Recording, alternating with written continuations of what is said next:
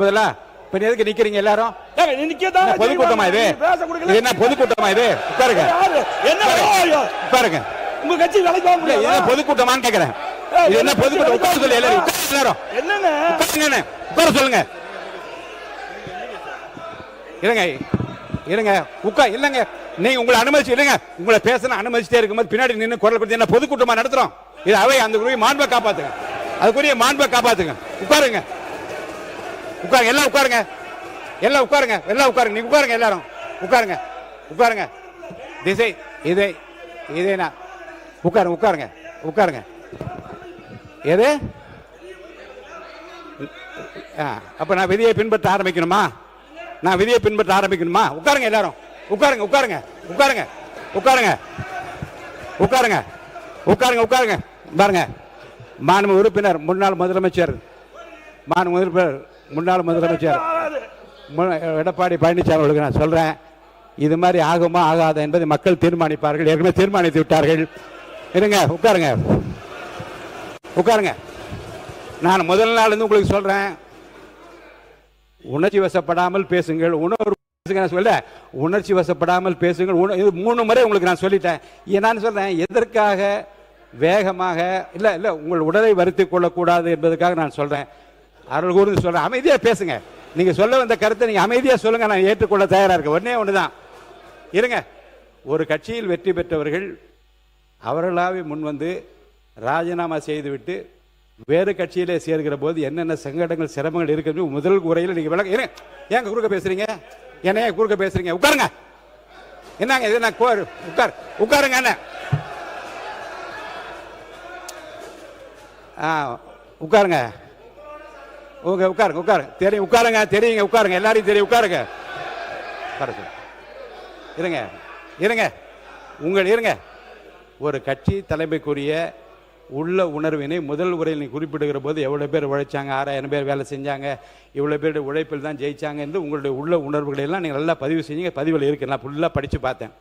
ஒரு கட்சியினுடைய தலைமையிலிருந்து ஒரு விலகி போகிற போது ஒரு கட்சி தலைமைக்கு ஏற்படுகிற இழப்பு குறித்தும் வருத்தம் குறித்தும் நிறைய பேசியிருக்கீங்க. அதெல்லாம் குறிப்பில் இருக்கிறது. இப்போது இந்த பிரச்சனையில் உறுப்பினர் ஆஸ்டின் பேசிய பிறகு தேவையில்லாத விவாதங்கள் வளர்ந்து கொண்டிருக்கிறது. சொல்லி முடிச்சார். அவை முன்னவர் விடுங்க, அது அவை முன்னவர், அவை சொல்லி நான் தானே சொல்றேங்க. அவை முன்னவர் தவிர்த்திருக்கலாம். இருங்க, அவை முன்னவர் தவிர்த்திருக்கலாம். இருங்க, கொஞ்சம் இருங்க. வழக்கு மன்றத்தில் இருக்கிற எந்த பிரச்சனை குறித்தும் மேற்கொண்டு அதிலே விவாதங்களை வளர்த்துக் கொள்ளாமல் இந்த பிரச்சனை இத்துடன் நான் முடித்து விடுகின்றேன். மாண்பு உறுப்பினர் ஆஸ்டின் அவர்கள் உட்காருங்க. நீங்க சப்ஜெக்ட்டுக்கு வாங்க. மாண்பு உறுப்பினர் ஆஸ்டின். மாண்புமிகு பேரவைத் தலைவர் அவர்களே, எங்களுடைய தலைவர் அவர்கள் சொல்லிவிட்டார்கள், மேற்கொண்டு வேண்டாம், நீங்கள் இதில் மானிய கோரிக்கையில் போயிடுங்கன்னு சொல்லிட்டாங்க. ஏன்னா மக்கள் கருத்து இன்னும் நிறைய இருக்குது. இந்த அவையினுடைய நடவடிக்கைகள் குறித்து மக்களுடைய கருத்து நிறைய இருக்குது. அதெல்லாம் நான் இங்கே என்னுடைய குரலாக ஒலிக்கணும்னு சொன்னால் 1 மணி நேரம் இருந்தாலும் பத்தாது. இருந்தாலும் எங்களுடைய தலைவருடைய கட்டளை ஏற்று மானிய கோரிக்கையில் நான் என்னுடைய கருத்துக்களை எடுத்துக்கின்றேன். மாண்புமிகு பேரவைத் தலைவர் அவர்களே, தொழில்துறை வளர்ச்சி தான் ஒரு நாட்டினுடைய பொருளாதார வளர்ச்சிக்கு வலுவான ஒரு அடித்தளத்தை அமைத்துக் கொடுக்கின்றது. உற்பத்தி, ஏற்றுமதி, முதலீடு மற்றும் வேலைவாய்ப்பு ஆகிய அனைத்து துறைகளிலும் இன்றைக்கு தமிழ்நாடு தனது தனித்துவமான இடத்தை 5 ஆண்டுகளாக பெற்றுள்ளதை நாம் அத்தனை பேர் இன்றைக்கு அறிவோம். இளைஞர்களுக்கும் பெண்களுக்கும் அதிக அளவிலான வேலைவாய்ப்பு, 2030ற்குள் தமிழ்நாட்டை $1 டிரில்லியன் அமெரிக்க டாலர் பொருளாதாரமாக உயர்த்த வேண்டும் என்ற இலக்கை நோக்கிய எங்களுடைய தொழில்துறை பயணமானது 2024-25 ஆண்டிலே இந்தியாவிலேயே எங்கேயும் சாதிக்க முடியாத ஒரு சாதனையாக 11.19% என்ற பொருளாதார வளர்ச்சியை, இரட்டை இலக்க வளர்ச்சியை சாதித்து காட்டிய திராவிட மாடல் அரசு. முதலீடுகளை ஈர்ப்பது மட்டுமல்ல, அவற்றை வேலைவாய்ப்புகளாக மாற்றுவது, தொழில் வளர்ச்சியை மாவட்டங்கள் தோறும் விரிவுபடுத்துவது, எதிர்காலத்திலே தொழில்களுக்கு வேண்டிய தேவையான உட்கட்டமைப்புகளை உருவாக்குவது போன்ற ஒருங்கிணைந்த அணுகுமுறையின் காரணமாகத்தான் கடந்த 5 ஆண்டுகளிலே தமிழ்நாடு தொழில்துறையிலே உச்சத்தை எட்டியது. மாண்புமிகு பேரவைத் தலைவர் அவர்களே, கடந்த 5 ஆண்டுகளில் மட்டும் 1179 புரிந்துணர்வு ஒப்பந்தங்கள் போட்டு கிட்டத்தட்ட 12.37 லட்சம் கோடி முதலீடுகளை ஈர்த்தது தமிழ்நாடு அரசு. அந்த சாதனையை புரிந்தது எங்களுடைய திராவிட மாடல் ஆட்சியினுடைய அரசர் மாண்புமிகு முத்துவேல் கருணாநிதி ஸ்டாலின் அவர்கள். இதன் மூலமாக கிட்டத்தட்ட 36 லட்சத்திற்கும் மேற்பட்ட வேலைவாய்ப்புகள் தமிழ்நாட்டிலே உருவாக்கப்பட்டிருக்கின்றது.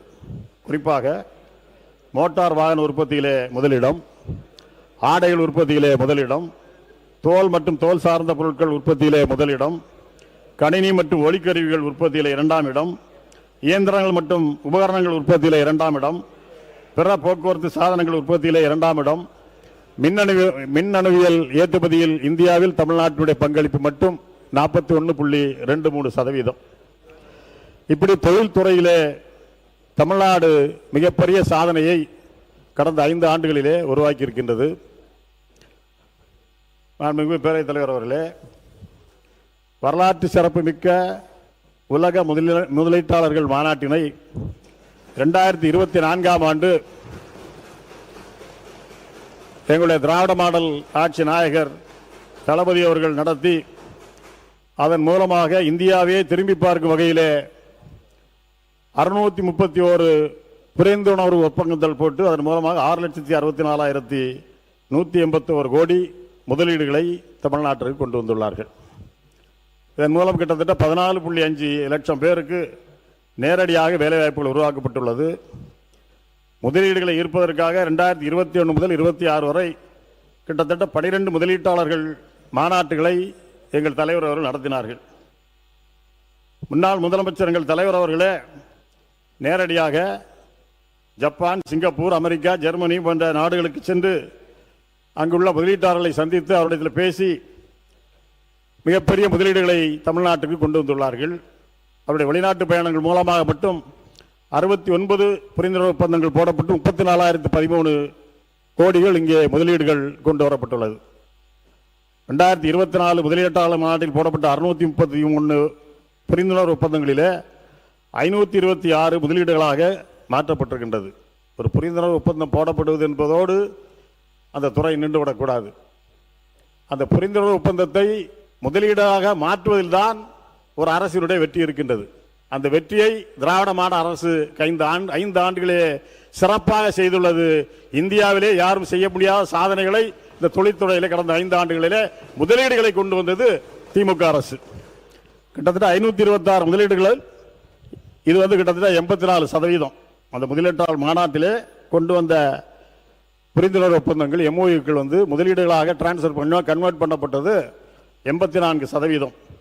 மொத்தமாக 1192 முதலீடு ஒப்பந்தங்கள் மூலம் 873 முதலீடுகள் கன்வெர்ட் பண்ணப்பட்டிருக்கின்றது. இது கிட்டத்தட்ட 73%. இது இந்தியாவில் எந்த மாநிலமும் இந்த அளவிற்கு புரிந்துணர்வு ஒப்பந்தங்களை முதலீடாக மாற்றியது வேறு எந்த மாநிலத்திலும் இல்லை. இதுதான் அதிகபட்சமாக என்பதை இந்த நேரத்தில் தெரிவித்துக் கொள்ள கடமைப்பட்டிருக்கின்றேன். அதே போல வளர்ந்த புறநகர் பகுதிகளிலே படித்த இளைஞர்களுக்கு ஐடி சர்வீஸ் மூலம் அவர்களுக்கு வேலைவாய்ப்பை அங்கே வளர்ச்சியை கொண்டு வருவதற்காகத்தான் இந்தியாவிலே முதலில் எங்களுடைய தலைவர்கள் நியோ டைடல் பார்க் என்ற ஒரு திட்டத்தை கொண்டு வந்தார்கள். டைடல் பார்க் திட்டத்தை கொண்டு வந்தது எங்களுடைய முத்தமிழறிஞர் கலைஞர் அவர்கள் முதலிலாக.